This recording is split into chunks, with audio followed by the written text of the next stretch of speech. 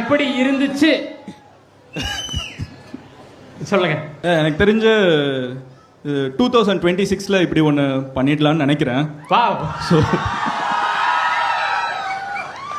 அப்படி பண்ணுறப்போ கொஞ்சம் ப்ரிப்பேர்டாக போய் கேட்போம்.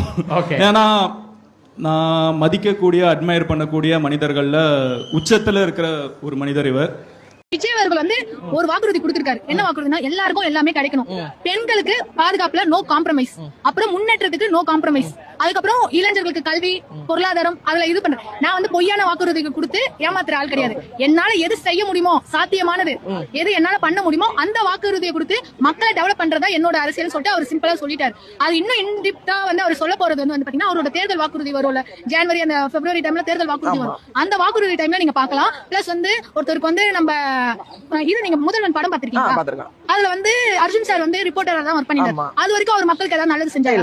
அவருக்கு பதவின்னு ஒண்ணு கொடுத்து அந்த பதவியில ஒரு நாள் தான் உனக்கு சொன்னதுக்கு அப்புறமா தான் அவர் வந்து மக்களுக்கு வந்து அவ்வளவு இது என்னென்ன நடக்குதோ அவ்வளவு இது பண்ணி சொல்யூஷன் கொண்டு வந்தாரு. அதுக்கப்புறம் மக்கள் என்ன பண்ணுங்க, வி வாண்ட் அர்ஜுன்ற மாதிரி தான் இருக்கணும். அந்த மாதிரி தான் விஜய் அவர்களுக்கும் ஒரு சான்ஸ் கொடுங்க. பட் ஆனா இது பாசிபிளா? அது ஏன் பாசிபிள் இல்லன்றீங்க? இப்ப எம்ஜிஆர் அவர்களுக்கும் வந்து பாத்தீங்கன்னா ஒரு கட்சியில தான் இருந்தாரு, டிஎம்கே கட்சியில தான் இருந்தாரு. அதுக்கப்புறமா கட்சி பிரிச்சு வந்தாரு. அவரால் முதல் தேர்தலே ஜெயிக்க முடியலையா?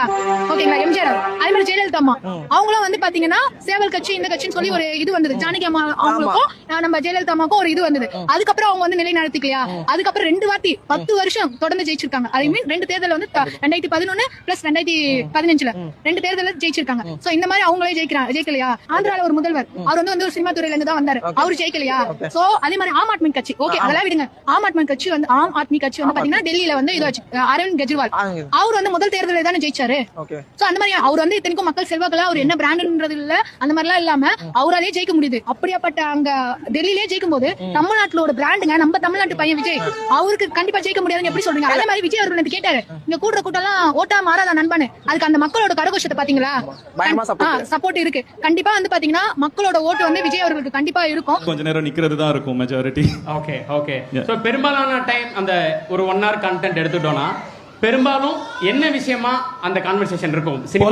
பாலிடிக்ஸ் 100% அரசியல் மட்டும்தான் இருக்கும். அரசியல் மட்டும்தான் 100% அரசியல் மட்டும்தான் இருக்கும். சூப்பர்.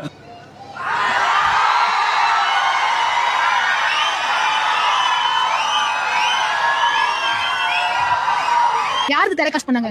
தளபதி தான். சோ அப்ப யாருக்கு மக்கள் செல்வாக்கு இருக்கு? தளபதிக்கு தான்.